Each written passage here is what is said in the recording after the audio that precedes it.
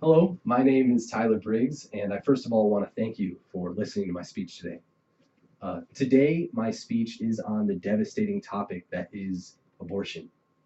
And although this topic is devastating, we have to remember that we are Christians, and we are the light of the world, and we are the salt of the earth. And we bear the burden of responsibility to stand on the truth of God's word and to share that truth in love.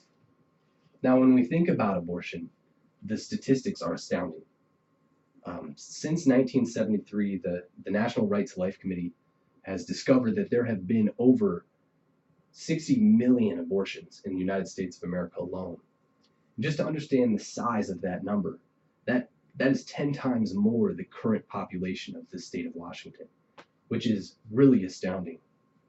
With an issue that large, it sometimes might feel like we're powerless as Christians, but we have to remember that we're not alone, that we have God on our side, and that God has made a way through adoption.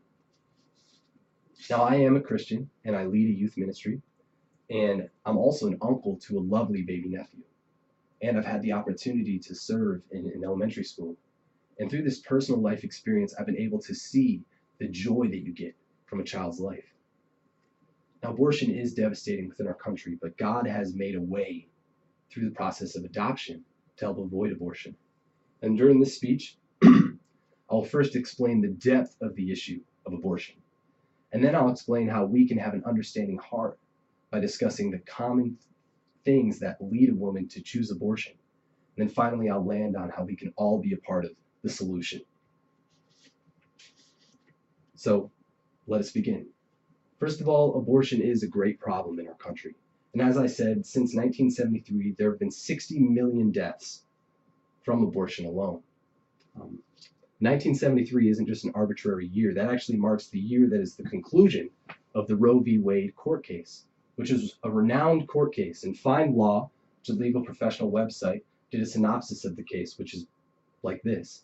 Jane Roe challenged the constitutionality of a Texas law that stated it's absolutely illegal to get abortions unless for the purpose of saving the mother's life. Well, Jane Roe ended up winning.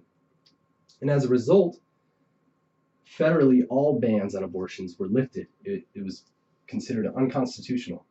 And states were then allowed, although not required, to prohibit abortion after viability, except when necessary to protect the mother's life or her health.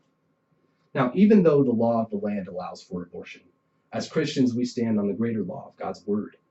And throughout the Bible, it shows that God values human life, including the life of the unborn. One of the greatest places you can look in the Bible is in Psalm 139, and I'll read that real quick. Verses 13 through 16, which show how much God values the life of the unborn. I'll read it now. For you created my inmost being, and that's speaking to God. You knit me together in my mother's womb.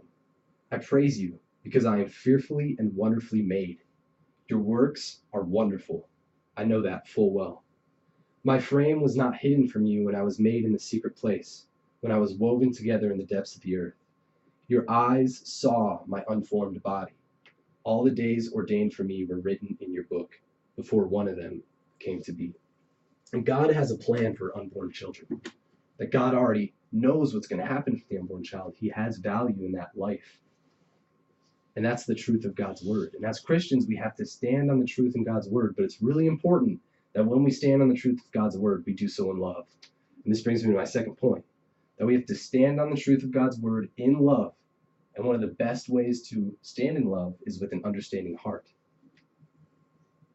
Now, WebMD stated that the reason that women get abortions is because over half of them choose an abortion, have used a contraceptive, that their birth control, whatever form that was, failed, and that they end up with an unwanted pregnancy. And once pregnant, they feel as though they're unable to take care of the child. And we have to know that abortions are caused in large part because women weren't planning on being pregnant. They didn't want to be pregnant. And once pregnant, they weren't prepared to raise a child. Now, of course, we can understand the emotional commitment that a child has, let alone the time commitment that raising a child has. But it's also important to realize the monetary, financial commitment that raising a child has. Now I want to reference a picture for you guys to look at. This picture is from CNN. And the picture shows just how much it costs to raise a child. And if you add up housing and transportation, childcare and education, food, clothing, and healthcare, raising a child costs $250,000, which is a pretty big check, especially if you're not expecting it. Now, I want you to imagine that today, out of the blue, you get a phone call from a collections agency, and they tell you that even despite the fact that you've done all you can to avoid this charge, you definitely don't want this charge, and you certainly aren't prepared for it, that you owe somebody $250,000. How would that make you feel? Would you feel overwhelmed? Would you feel maybe hopeless? A lot of women feel this way once they discover that they're pregnant. They feel so overwhelmed and they feel so hopeless that they feel like their only choice is to get an abortion. But to that we can say, no, you can go through adoption. And that brings me to my final point.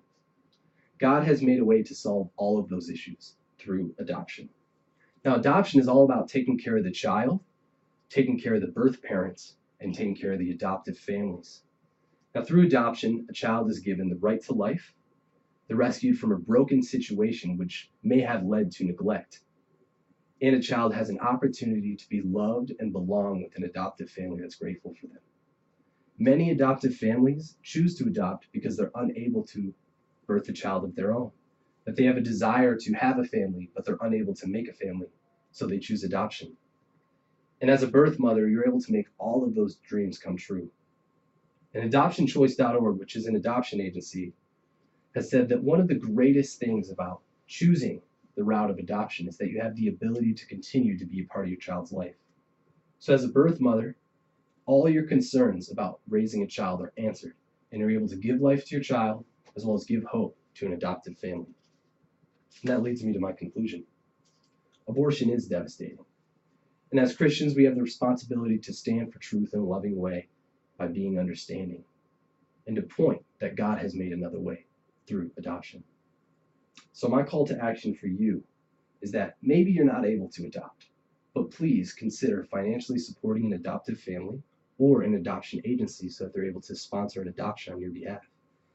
And if you're able to ever give advice to a pregnant woman who's considering abortion, just remember to stand on the truth in God's word in love with an understanding heart and lovingly recommend adoption.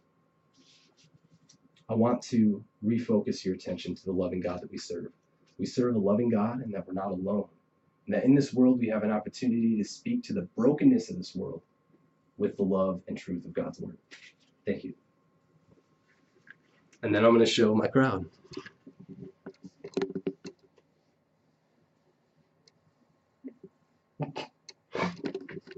Yay!